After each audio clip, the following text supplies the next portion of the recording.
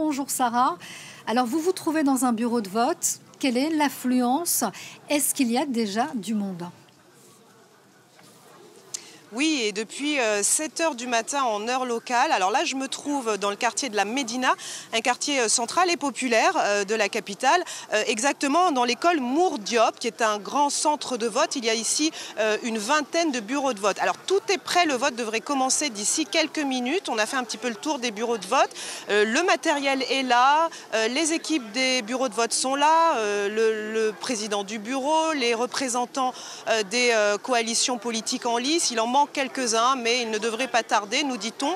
Et puis les électeurs sont là, vous le voyez derrière moi d'ailleurs, il y a déjà des files d'attente. Les gens préfèrent venir tôt le matin et rentrer ensuite se reposer. Voilà ce que nous ont dit plusieurs Sénégalais avec qui nous avons échangé. Alors dans les bureaux de vote, il y a donc 8 listes en compétition. C'est un scrutin un peu complexe. En fait, il y a au recto les listes nationales qui sont à la proportionnelle, scrutin proportionnel, et au verso les listes départementales avec donc les candidats de chaque coalition. Le vote va se poursuivre jusqu'à 18 h en heure locale, mais il est prévu une prolongation si toutefois les bureaux venaient à ouvrir un petit peu en retard, donc pour permettre à un maximum d'électeurs d'accomplir son devoir.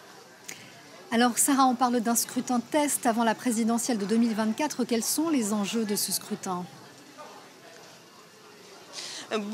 L'enjeu, c'est de savoir qui de la majorité présidentielle et de l'opposition va en fait tirer son épingle du jeu. Alors l'opposition a fait campagne sur le thème d'imposer une cohabitation à Macky Sall.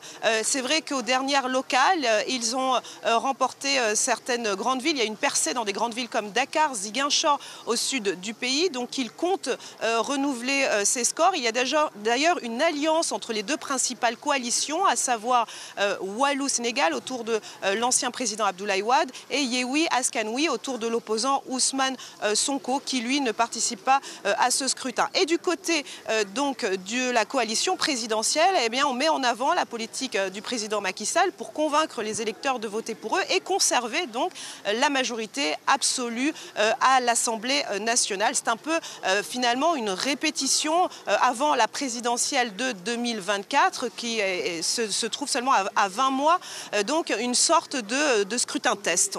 Voilà. Merci beaucoup pour toutes ces précisions, Sarah Sacco, en direct depuis un bureau de vote de Dakar.